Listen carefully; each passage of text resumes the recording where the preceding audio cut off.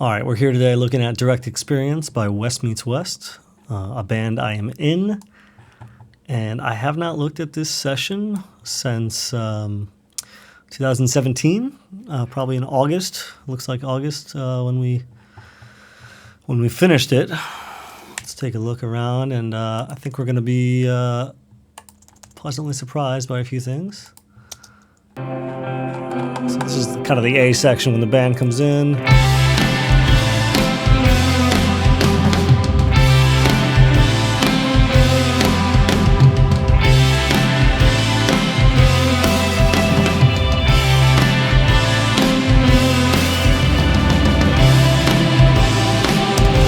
Nice. So I am doing some analog summing. You'll notice all my outputs are going to Pro Tools outputs here. It's only showing one of the interfaces, but that's fine. I'm just using those outputs. And so I'm running the Pro Tools outputs into the Fulcrum, and then using the Neve 1073 to gain it back up, and then running it into the Chandler germanium compressor. And I'll show you that in a little bit. So if you notice, I got drums going out to 3 and 4, then 5 and 6, and so on. And then we bring it back in on this track here, and then it goes through some more plugins, and then we print that. And then right now I'm just going to monitor through that. And we do have the original final mix here we can compare it to later. And this was mixed by myself and Andy Porta. Andy's the drummer of the band and an amazing engineer as well, and it was mastered by Ed Brooks. So here we go, looking at we'll start with the 2-bus just because why not. Let's just make sure. Yeah, okay, that's fine. So yeah, it looked like at the time I was using this linear phase. I don't use this too much anymore. We're cutting below 32. I don't use this at all anymore either. Little console emulation set to a Neve setting. I don't use this either anymore. I use the Phoenix now, but I like this. It's a nice tape machine slate. I still use this. This is great. Nothing though. No EQ. I like that, though it does a lot of width. It's nice. And then we're using a little bit of the Clariphonic, a little bit of that, and a little bit of the Shadow Hills on the steel. Let's see what this is. So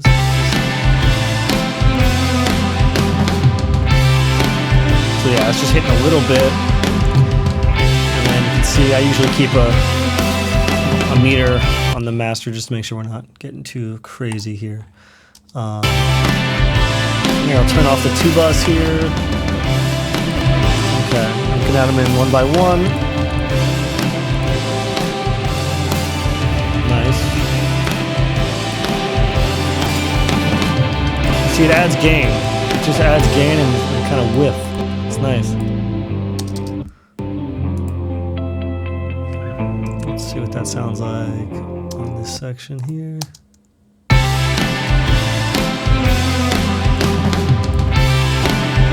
Adding some gain there, some compression. It's nice.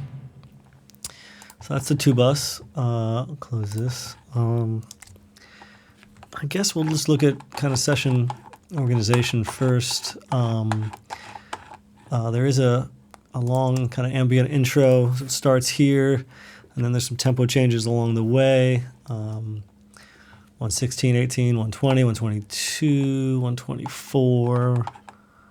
And then a bunch more here throughout the song.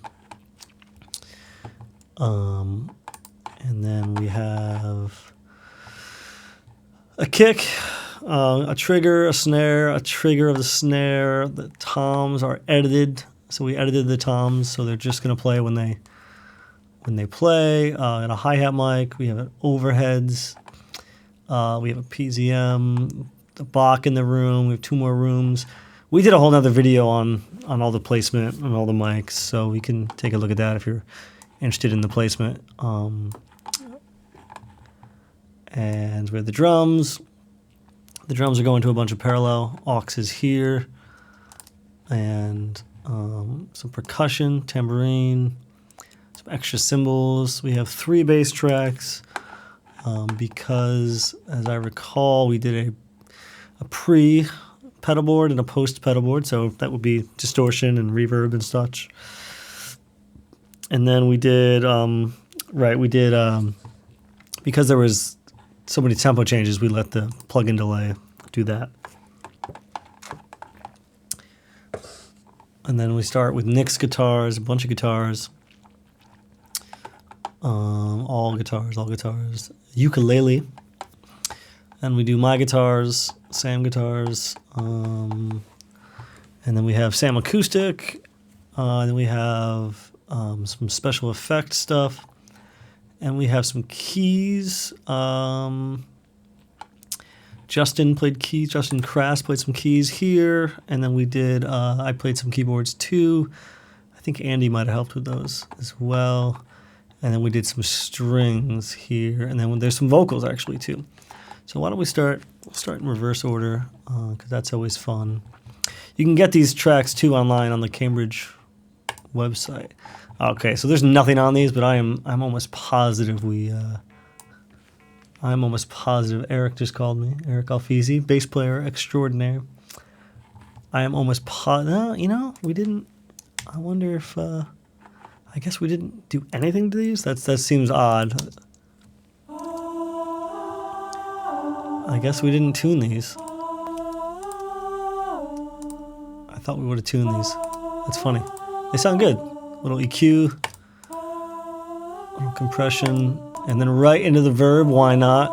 I tell everyone not to do that, and then I'm going to go and do it. Again, this was a co-mix between me and Andy, so there's going to be things that both of us do a little differently. And then obviously this is from a few years ago, so we got different techniques now as well. So we got some cool vocals there.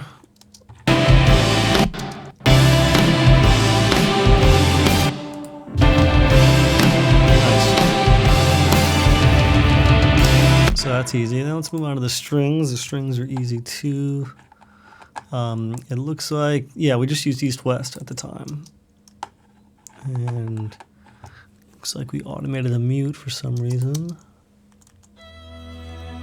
Oh, they are. Okay. So just a little EQ, not much. I think that's an update in the plugin to do that. I'm a big fan of this RC comp, as you see. Just kind of use it. Doesn't look like it's doing much there. Some reverb going over to the R verb. Nice.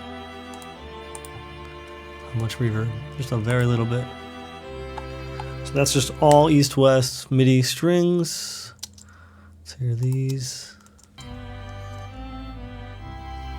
Wow, little, very MIDI. But at the time we liked it. I mean, it's a texture, you know, you're not really hearing the strings on their own. We got a solo horn here. I don't even think. Wow.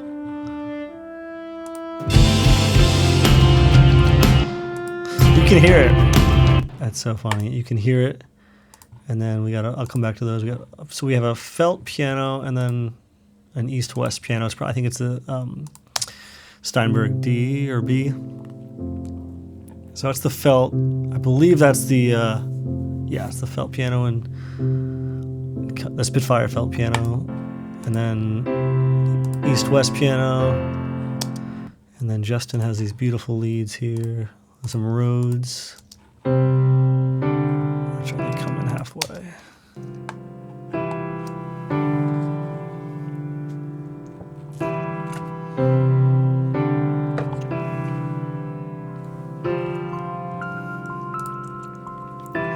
And then we froze these, but there's some Echo Boy.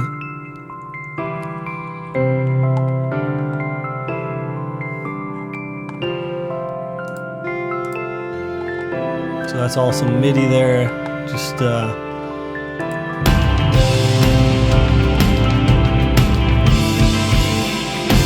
making that B section kind of work nicely. And there's piano throughout the whole, just some basic chords, kind of. I do that a lot with my guitars, actually. I'll have a Rhodes or some kind of piano underneath the chords, just giving it that clean texture. And this is a cool drop. So there's this section of the song.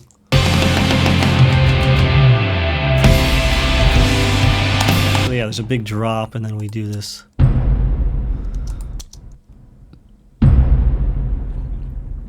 It's kind of nice in cars and stuff that has some big impact. So that's just, I believe the Earthquake is from Storm Drums, and then Godzilla is from Storm Drums as well. And then I believe this is like an 808 tuned drop. Yeah, so there you go. It just adds like some drama to that craziness. And then we got an acoustic guitar. This is one of the last things we did on the record. It's really chill. Not sure you can even hear that in the stereo.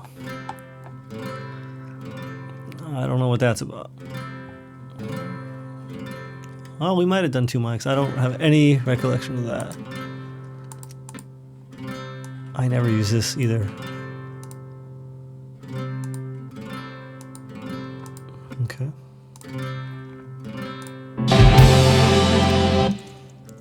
It's so funny to go back to old sessions. It's like, wow.